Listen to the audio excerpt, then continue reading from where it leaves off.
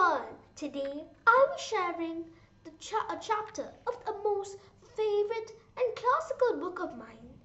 This book is called Whistle Force by Lyman Baum. Many of you will know this book already, and will have read its short stories. But the original book is even more interesting, and the end is not what you think it is. So let us begin reading. Now this book was dedicated to Lyman Baum's wife, who was a good comrade.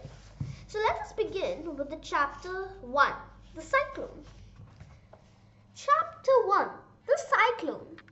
Dorothy lived in the midst of the great Kansas prairies with Uncle Henry, who was a farmer, and Aunt Em, who was the farmer's wife.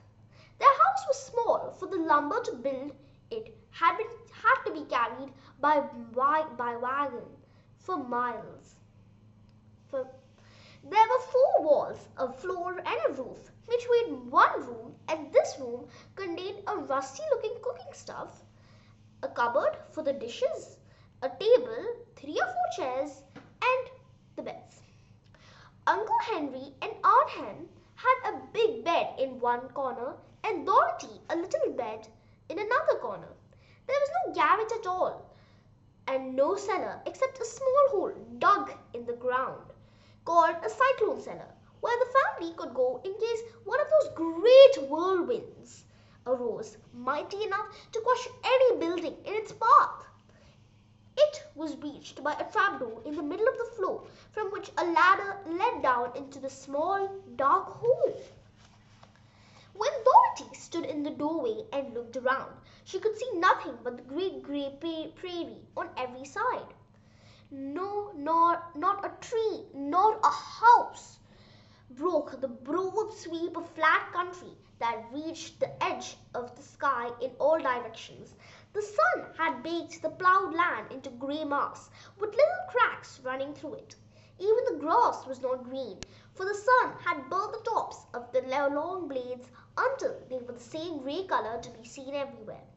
Once the houses had been painted, but the sun blistered the paint, and the rains washed it away, and now the house was dull and grey as everything else. When Aunt Ellen came there to live, she was a young, pretty wife. The sun and the wind had changed her too. They had taken the sparkle from her eyes and left them sober grey. They had taken the red from her cheeks and lips, and they were grey also. She was thin and gaunt and never smiled now. When Dorothy, who was an orphan, first came to her, Aunt Em had been so startled by the child's laughter that she would scream and press her hand upon her heart whenever Dorothy's merry voice reached her ears. And she still looked at the girl with wonder that she could find anything to laugh at. Uncle Henry never laughed. He worked hard from morning till night and did not know what joy was. He was grey also, from his long beard to his rough boots, and he looked stern and solemn and never spoke. It was Toto that made Dorothy laugh and saved her from growing as grey as her other surroundings. Toto was not grey. He was a little black dog with long silky hair and small black eyes that twinkled merrily on either side of his funny wee nose. Toto played all day long, and Dorothy played with him and loved him dearly. Today, however, they were not playing. Uncle Henry sat upon the doorstep and looked anxiously at the sky, which was even greyer than usual. Dorothy stood in the door with Toto in her arms and looked at the sky too. Aunt Em was washing the dishes.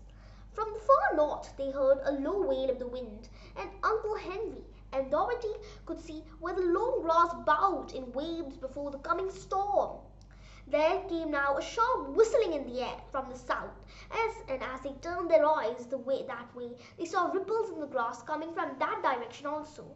Suddenly, Uncle Henry stood up. "There's a cyclone coming, Em," he called to his wife. "I'll go look after the stock." Then he ran towards the sheds where the cow and horses were kept.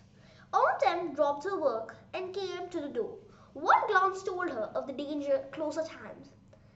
"Quick, Dorothy!" she screamed. "Run for the cellar!"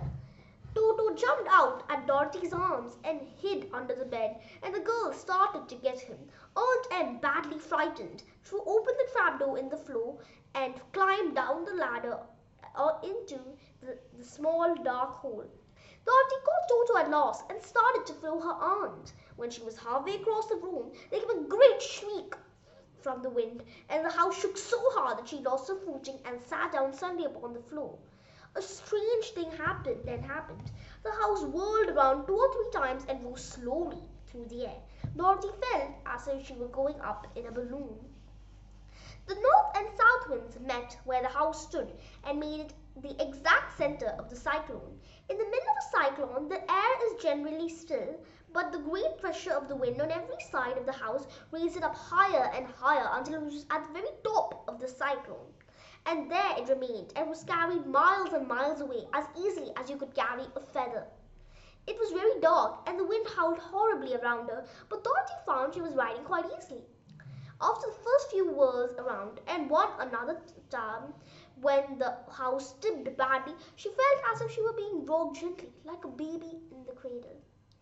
Toto did not like it. He ran about the room, now here, now there, barking loudly. But Dorothy sat quite still on the floor and waited to see what would happen. Once Toto got too near the open trapdoor and fell in, and at first the little girl thought she had lost him. But soon she saw one of his ears sticking up through the hole, for the strong pressure of the air was keeping him up so he could not fall. He crept to the hole, caught Toto by the ear and dragged him into the room again, afterward closing the trapdoor so that no more accidents happened. Hour after hour passed away and slowly Dorothy got over her fright, but she felt quite lonely and the wind shrieked so loudly all about her that she nearly became deaf. At first she had wondered if she would be dashed to pieces when the house fell again, but as hours passed and nothing terrible happened, she stopped worrying and resolved to wait calmly and see what the future would bring. At last she crawled over the swaying floor to her bed and lay down upon it, and Toto followed and lay down beside her. In spite of the swaying of the house and the wailing of the wind, Dorothy soon closed her eyes and fell fast asleep.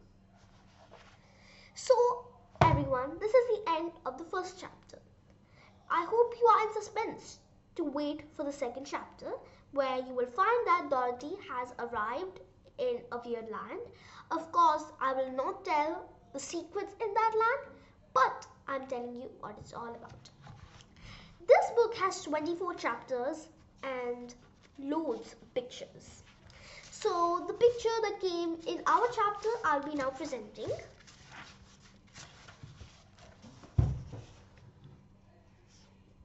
She caught Toto by the ear. This was a black and white picture that they show in the book sometimes. So everyone, I hope you had a nice time listening to this chapter, and I hope you wait for the second chapter, which tells us about the council with the Munchkins. So that's all for today.